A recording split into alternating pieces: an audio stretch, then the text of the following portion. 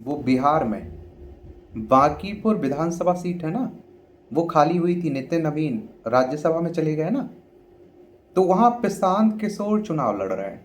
अब सबसे ज्यादा सवाल पूछा जा रहा है कि प्रशांत किशोर अगर बांकीपुर से हारे तो क्या होगा, और जीते तो क्या असर पड़ेगा। इसके बारे में बात करते हैं, जानते हैं। और देखिए, कोई भी सीट किसी भी कारण से खाली होती है तो उसे उपचुनाव कहते हैं, बाय इलेक्शन कहते हैं। जो चुनाव होता है ना, उसकी बात कर रहा हूँ। अगर आपको भी विधानसभा का चुनाव लड़ना हो तो आपकी उम्र कम से कम 25 साल होनी चाहिए। अधिकतम उम्र की कोई सीमा नहीं रखी गई। विधायक का चुनाव डायरेक्ट जनता यानी कि मतदाताओं के द्वारा होता है। अगर आपकी उम्र 18 साल हो चुकी है तो वोटर सूची में नाम जुड़ चुका होगा, आप लोग वोट डालने भी जाते होंगे।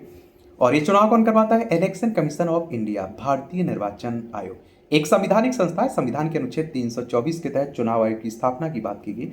25 जनवरी 1950 में स्थापना हुई थी। पिछले साल बिहार विधानसभा चुनाव में जनसुराज पार्टी का वोट शेयर 4% भी नहीं था। तब पार्टी के संस्थापक प्रशांत किशोर खुद चुनावी मैदान में नहीं थे। अब करीब 9 महीने बाद प्रशांत किशोर ने पटना की बांकीपुर विधानसभा सीट से उपचुनाव लड़ने का फैसला किया है। पिछले विधानसभा चुनाव में बांकीपुर विधानसभा सीट से जनसुराज पार्टी के उम्मीदवार वंदना कुमारी को 8,000 से भी कम वोट मिले थे। वहीं बीजेपी के नितिन नवीन को 98,000 से ज्यादा वोट मिले थे। बीजेपी यहां से 19,000 कितने 1995 से चुनाव हारी नहीं है। अब इस सीट पर नितिन नवीन के इस्तीफे के बाद चुनाव हो रहा है। ऐसे में सवाल उठता है कि पिछले 9 महीने में ऐसा क्या बदल गया कि प्रशांत किशोर को बीजेपी के गढ़ में चुनाव लड़ने का हौसला आ गया। बांकीपुर सीट पर पिछले चुनाव में जनसुराज पार्टी उम्मीदवार वंदना कुमारी कहती हैं, पिछले 9 महीनों में चीजें तेजी से बदली हैं। वंदना कहती है कि मैं जब चुनावी कैंपेन में लोगों से मिलती थी तो खास करके बीजेपी के वोटर्स कहते थे कि अगर जनसुराज के को पार्टी वोट करेंगे तो आरजेडी जीत सकती है। उनके इस डर का मुकम्मल जवाब मेरे पास नहीं था। बीजेपी के समर्थकों को लगता था कि आरजेडी के वोटर एकजुट हैं, वे आपस में टूटेंगे तो जीत किसी किसी तीसरे पार्टी को मिल जाएगी। इस बार ये सोच नहीं है, क्योंकि यह चुनाव एक सीट के लिए है, ना कि मुख्यमंत्री के लिए। या आप देखेंगे प्रशांत किशोर की रणनीति क्या है। वंदना कुमारी कहती है कि बीजेपी को चुनाव में जीत नीतीश कुमार के चेहरे पर मिली थी, लेकिन अब सम्राट चौधरी मुख्यमंत्री है, यह जनसुराज के पक्ष में जाएगा। वंदना कहती है कि यह चुनाव मुख्यमंत्री के लिए नहीं है, इसलिए बांकीपुर के लोग एक ऐसे नेता को चुनेंगे जो विधानसभा में सवाल पूछेगा। विधानसभा में विपक्ष की कोई बुलंद आवाज नहीं है। हम जीतेंगे तो बीजेपी की राष्ट्रीय अध्यक्ष की सीट पर, और हारेंगे तब भी पूरे जोश के साथ बिहार में बने रहेंगे। राजनीतिक विश्लेषक और Tata institute of social science में प्रोफेसर रहे पुष्पेंद्र कहते हैं कि यह प्रशांत किशोर का कैलकुलेटेड रिस्क है।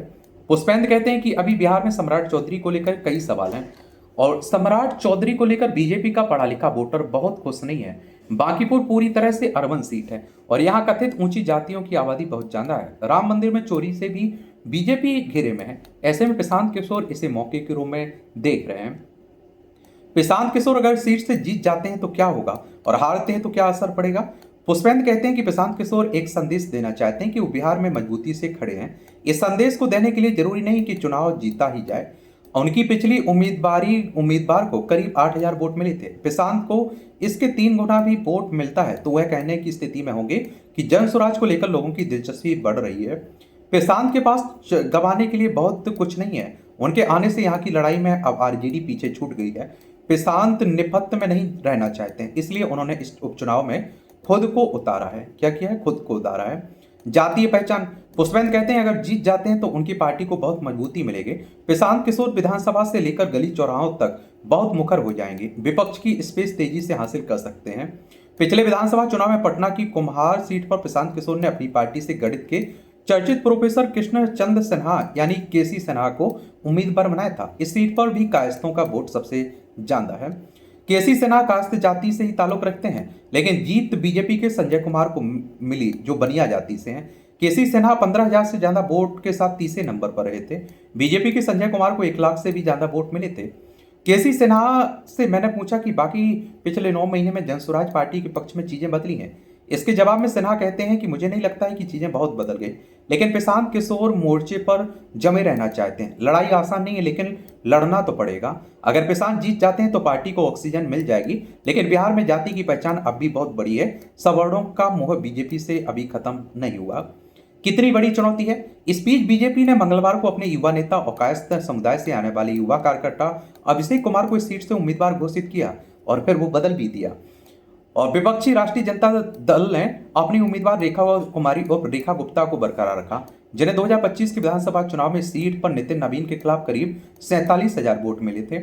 लालू यादव के प्रसाद के बड़े बेटे तेजप्रता यादव की नई पार्टी जनशक्ति जनता दल ने इस सीट से सामाजिक कार्यकर्ता बीना मानवी को अपना उम्मीदवार घोषित किया।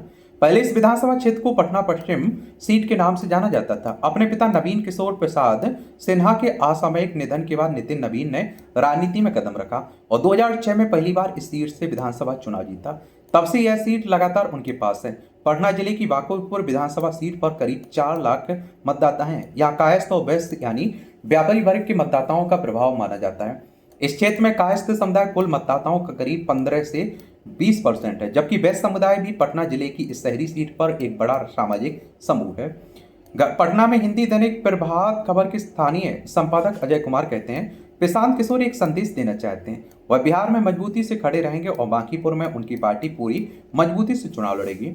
अजय कुमार कहते हैं कि प्रशांत किशोर जो बात कह रहे हैं उन पर बिहार के मतदाताओं ने अब तक भरोसा नहीं किया और लेकिन प्रशांत इसे झुठलाना चाहते हैं। बांकीपुर में जीत तो उनकी पार्टी के हक में होगी ही, लेकिन अच्छी तरह लड़कर हार भी जाते हैं। आरजेडी तीसरे नंबर पर आती है तो कम से कम ये तो कह पाएंगे कि आरजेडी को हरा दिया। बाकी आप लोग क्या सोचते हैं, अपनी राय जरूर आप लोग बताइएगा। ये आप देखते हैं कि अब कौन बन गया यहाँ से बीजेपी की उम्मीदवार। अब देखिए उन्होंने बदल दिया ना, अभिषेक कुमार सिन्हा को अपना नामांकन वापस ले लिया। समझ रहे आप लोग, नीरज कुमार सिन्हा अब उम्मीदवार घोषित हुए हैं। बाकी देखते हैं क्या होता है भाई।